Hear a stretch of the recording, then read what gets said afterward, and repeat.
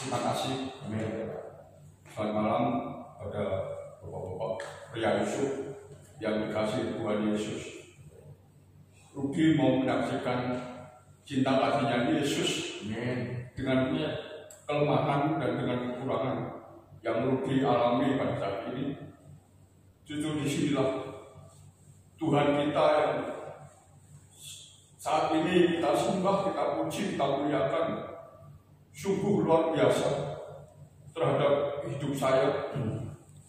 Dengan kelemahan saya, dengan kekurangan saya masih dipercaya oleh perusahaan sekelas POJ, dulu IPU, sekarang POJ, walaupun saya dalam posisi yang paling rendah seorang pelaksana, tapi semuanya ini karena kasih Tuhan Yesus yang saya rasakan.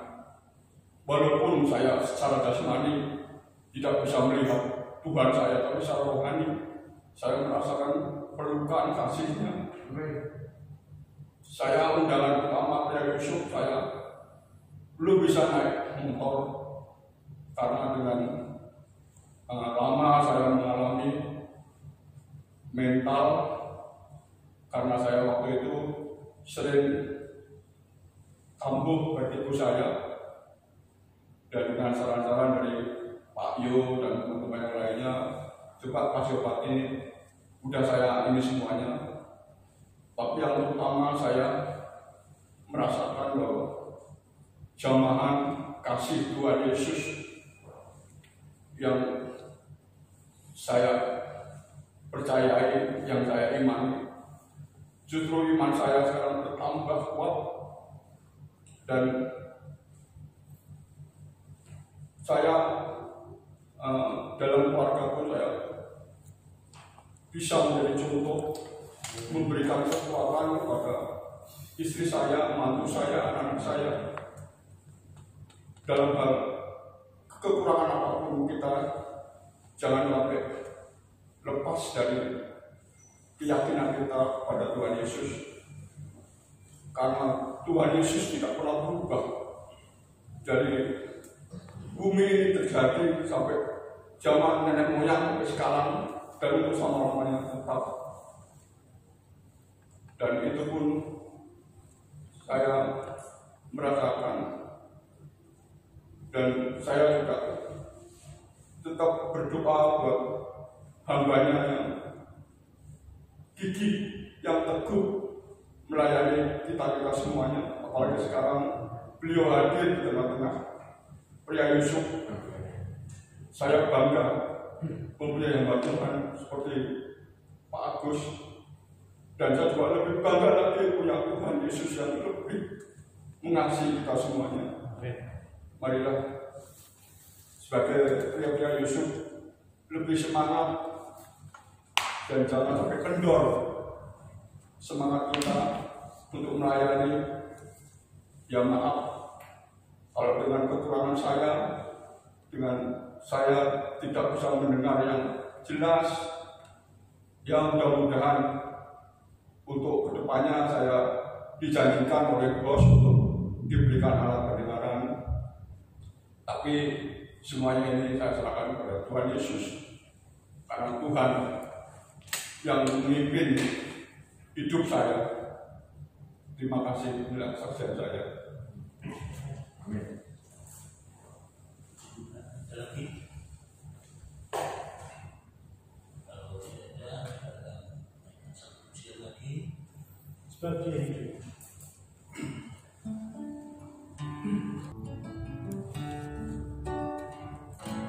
Ku yakin saat kau berfirman, ku menang saat kau bersinggah. Hidupku hanya ditentukan oleh perkataanmu.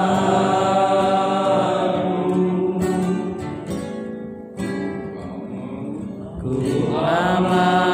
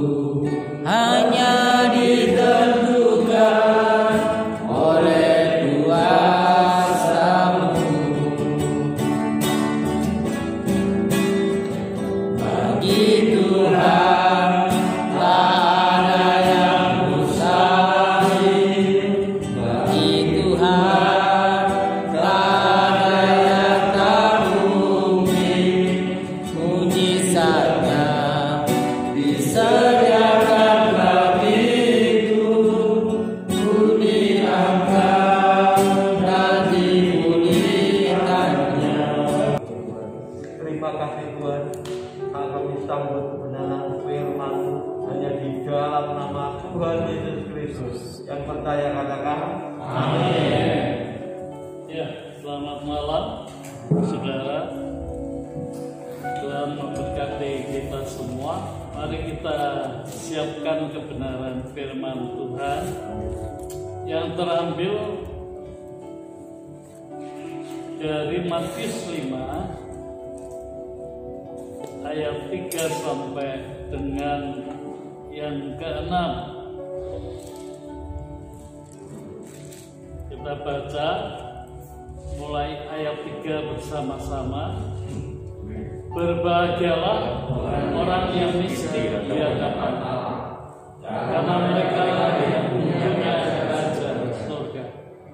Berbahagialah orang yang berduka cita, karena mereka akan dihibur.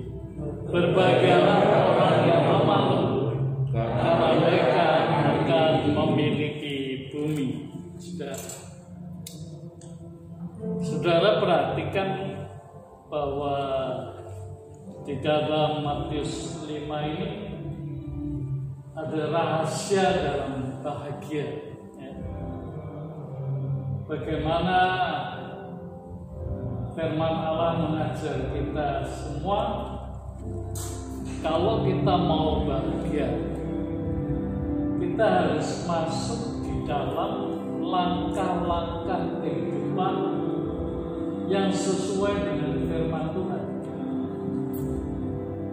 Tidak bisa di luar firman kita mau masuk di dalam kebahagiaan. Yang kita harus tahu, kalau kita hidup sesuai dengan firman Allah, kalau kita hidup sesuai dengan kebenaran Allah, kita akan memasuki kebahagiaan yang sesungguhnya. Kalau saudara perhatikan di ayat yang ketiga sampai dengan ayat yang kelima, saudara, di situ dijelaskan bahwa orang yang miskin ini miskin secara apa? Banyak orang kata ini miskin karena tidak punya apa-apa, tidak punya uang, tidak punya kekayaan. Tetapi sebetulnya saudara, ini adalah miskin secara rohani. Miskin secara rohani. Sehingga saudara, miskin secara rohani itu lebih penting.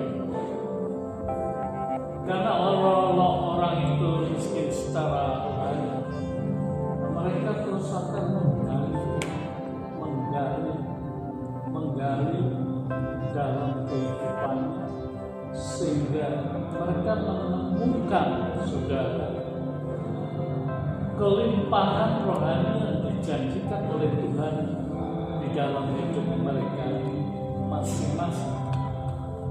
Bahkan kalau saudara perhatikan di ayat yang keempat, saudara, berbahagialah orang yang berduka cita, karena mereka akan dihibur. Di sini duka cita ini tidak bisa kita tipu. Kenapa firman Tuhan katakan orang yang berduka cita? Di situ dikatakan bahwa mereka akan menerima, bahkan mereka juga akan dihibur. Ya. Orang yang berduka cita, mereka akan menerima penghiburan. Orang yang berduka cita, mereka akan dihibur. Tapi persoalannya, saudara, hiburan seperti apa? Apakah hiburan seperti dunia ini? Kita lihat orang sedang berdiskotik, orang sedang bersuka cita di bar, maka minum, apa itu yang membuat seorang itu bisa dihukum. Tapi di sini ditekankan orang yang berduka cita akan dihukum. Duka cita rohani berbeda dengan duka cita yang ada di dunia. Kalau duka cita rohani mungkin kita kehilangan seorang yang dikasih kita, sehingga saudara kita merasa berduka cita, kita merasa kehilangan, kita merasa ada sesuatu yang hilang di tengah-tengah keluarga kita, sehingga kita perlu penghiburan. Ya. Selain itu, saudara, sebagai awal ayat yang kelima, kalau saudara perhatikan, berbahagialah orang yang lemah lembut, karena mereka akan memiliki bumi. Orang yang lemah lembut itu akan memiliki bumi. Rupanya saudara, lemah lembut ini punya kuasa, karena di situ dikatakan orang yang lemah lembut mereka akan memiliki bumi. Jadi orang yang lemah lembut itu ternyata punya kuasa untuk memiliki bumi ini, saudara. Jadi perhatikan step by step bagaimana kita merasa bahagia melalui langkah berikut demi berikutnya. Nah, sekarang kita kupas yang di dalam Matius 5 ayat 6. Sudah. Di situ dikatakan Matius 5 ayat 6, berbahagialah orang yang lapar dan haus akan kebenaran, mereka akan dipuaskan. Sudah. Betapa sederhana bahagia orang yang lapar dan haus kebenaran, mereka akan dipuaskan. Dipuaskan sampai seberapa? Sampai bagaimana orang yang dipuaskan karena mereka haus dan lapar akan kebenaran firman Allah, sehingga mereka betul-betul mengalami kepuasan yang sungguh luar biasa, yang tidak bisa digantikan kepuasan yang ada di dalam dunia ini. Sudah, kalau kita perhatikan di dalam Amsal 25, di situ kita baca ayat yang kedua, Amsal 25 ayat kedua. Kemuliaan Allah ialah merahasiakan sesuatu, tapi kemuliaan raja-raja ialah menyelidiki sesuatu. Saya ulangi, kemuliaan Allah ialah merahasiakan sesuatu, tetapi kemuliaan raja-raja ialah menyelidiki sesuatu. Jadi sangat berbeda sekali juga. Kalau kemuliaan Allah itu merahasiakan sesuatu, tapi kemuliaan raja-raja ialah menyelidiki sesuatu. Sehingga sangat berbeda, saudara. Kalau kemuliaan Allah itu merahasiakan sesuatu, tapi kalau kemuliaan raja-raja ialah menyelidiki sesuatu. Kalau raja-raja menyelidiki sesuatu sehingga terbuka, saudara, itu akan terjadi kalau raja-raja itu menyelidiki sesuatu sampai jelas timbul dan terjadi pemahaman yang sungguh luar biasa. Tapi kemuliaan Allah merahasiakan sesuatu. Tidak mungkin kemuliaan Allah itu mengumbar segala sesuatu begitu terang, begitu dapat dipahami, nggak mungkin. Tapi kemuliaan Allah ialah merahasiakan sesuatu. Apa yang disimpan oleh Allah sampai itu dibukakan kepada seseorang, sehingga seorang itu merasakan kemuliaan Allah terjadi dalam hidupnya, dan mereka sungguh-sungguh merasakan betapa indahnya bersama dengan Tuhan. Saudara, tadi kita jelas sudah baca dalam Matius 5 ayat 6, orang yang lapar dan haus kebenaran karena mereka akan dipuaskan. Mereka akan dipuaskan. Begitu indahnya kalau seseorang merasa lapar dan haus akan kebenaran, mereka akan dipuaskan, mereka akan dijawab, mereka akan dipenuhi, bahkan mereka akan dikasih, mereka akan dilibatkan di dalam kebenaran, sehingga mereka akan merasakan kepuasan yang dari Tuhan. Di dalam Matius 5 ayat 7 itu berkata demikian, berbahagialah orang yang murah hatinya, karena mereka akan beroleh kemurahan. Ya. Berbahagialah orang yang murah hatinya, karena mereka akan beroleh kemurahan. Yang murah hati, mereka akan memperoleh kemurahan. Orang yang lebih sabar, lebih menolong, tidak egois, murah hati, hati yang senang untuk memberi, mereka akan memperoleh kemurahan yang lebih besar daripada yang diberikan kepada orang yang biasa-biasa. Tapi orang yang sungguh murah hatinya, mereka akan beroleh kemurahan.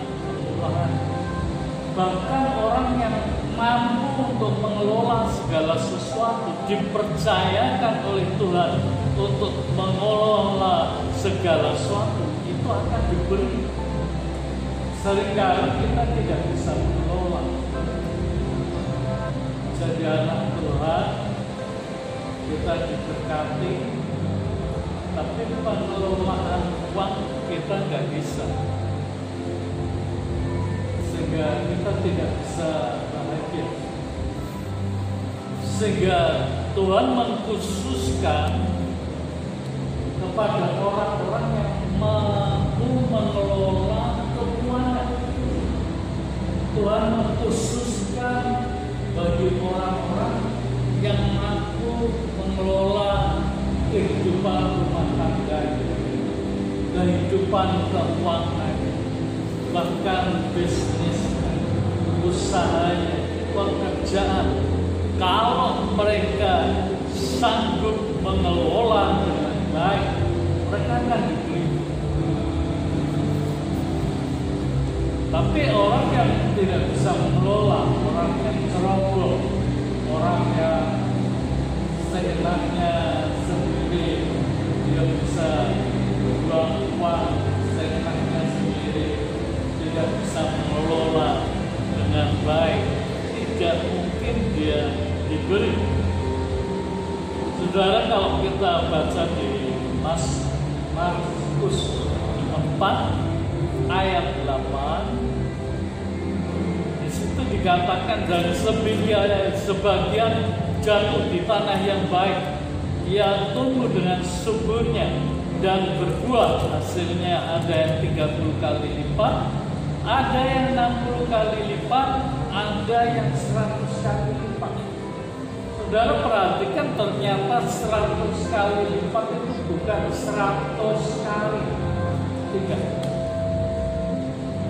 100 kali lipat itu bisa 1000 kali lipat.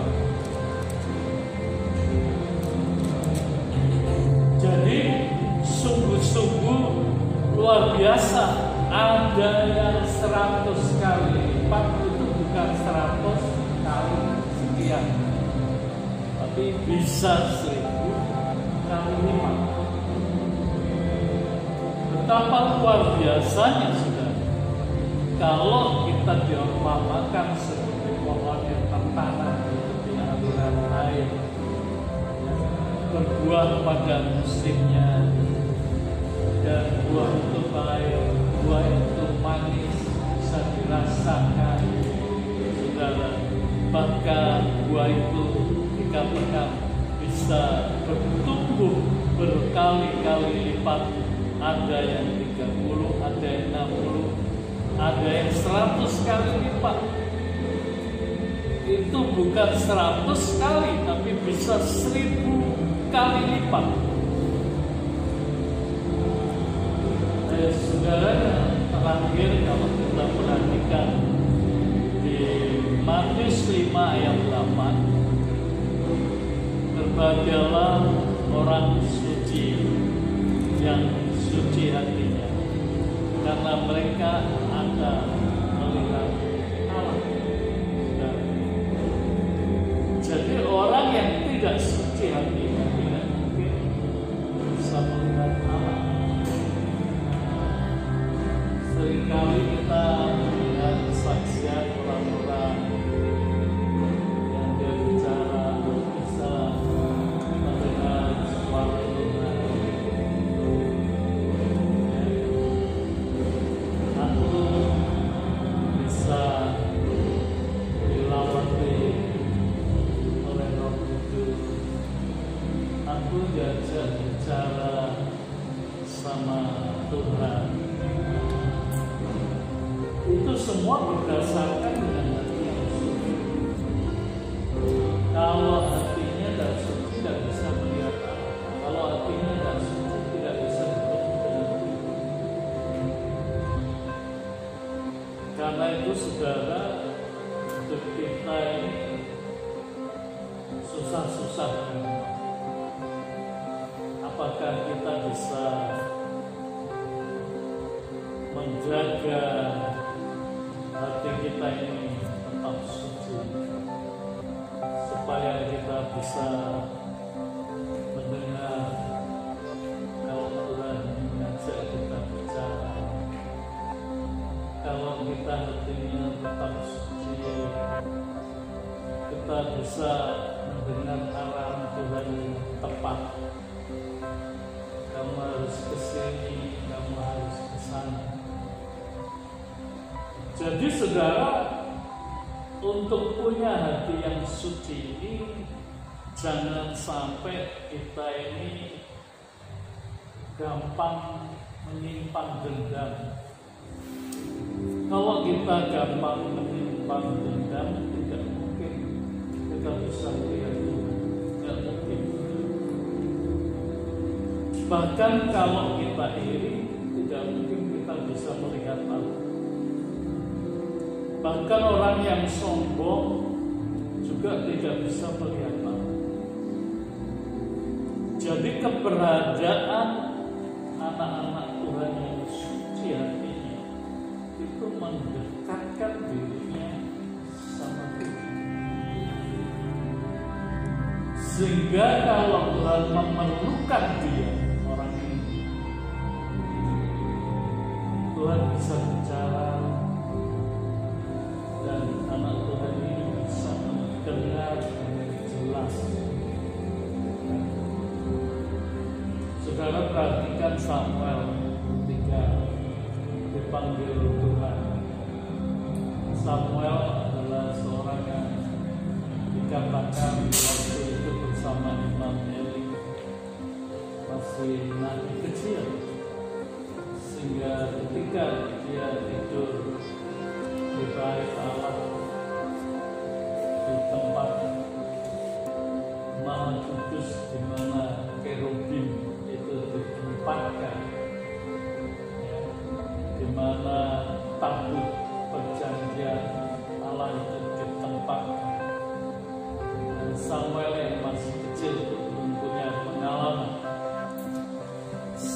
kali Tuhan memanggil Samuel.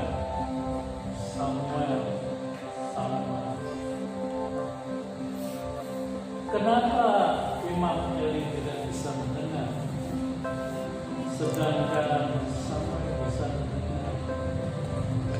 Kenapa Hofni Pinehas tidak bisa mendengar? Karena mereka tidak suci hatinya. Tapi Samuel yang suci hatinya, yang tambah hari dia semakin merapat kepada Tuhan. Dia mulai dipanggil dan Samuel mendengar sampai diulangi 3 kali. Sampai Imam Eli berkata, kalau kamu mendengar panggilan lagi Samuel, Samuel, berkatalah, ya Tuhan, aku mendengar. Apa yang ingin kau sampaikan kepada? Jadi saudara, orang yang suci hatinya itu bisa mendengar suara Tuhan. Orang yang tidak suci hatinya tidak bisa mendengar suara Tuhan. Bayangkan saudara, Imam Eli yang dulunya seorang imam yang luar biasa, saudara, bisa mendengarkan suara Tuhan.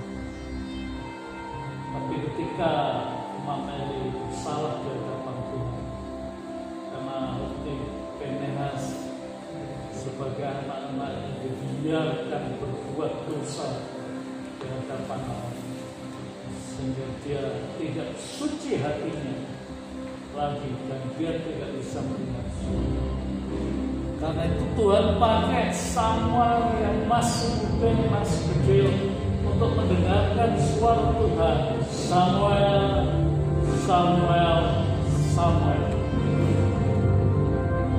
Ketika Samuel sudah dijelaskan Imam Eli, langsung dia menjawab, ya Tuhan, aku ini, aku siap mendengarkan suara. Sehingga Imam Eli tahu apa yang Tuhan bicara sama kamu. Jelaskan sama-sama apa yang akan terjadi dalam kehidupan anak-anak, apa yang akan terjadi dalam kehidupan mamanya, sehingga semua jelas.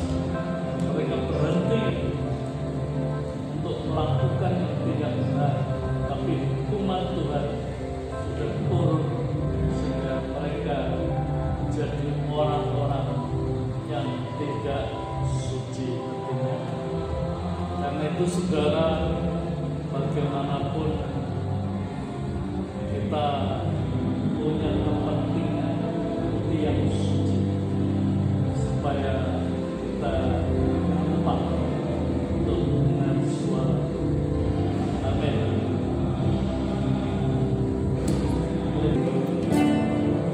Tuhan, ku percaya, aku percaya, Nabi lewat air mata,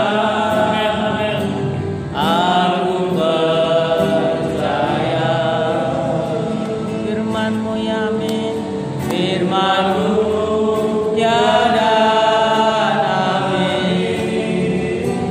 aku percaya,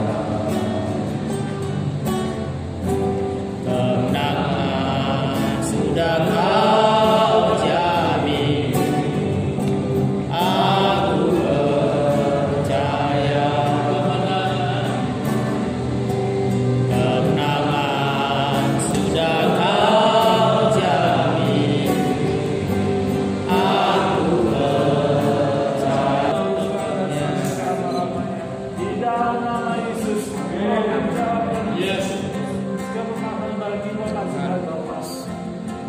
Dan malam hari ini juga Tuhan yang bersatu untuk berkembang di Tuhan yang mengalamikan Tuhan dengan pembinanya Yesus. Tapi Allah yang sama Tuhan, bersambung sama kita Bapa di Tuhan.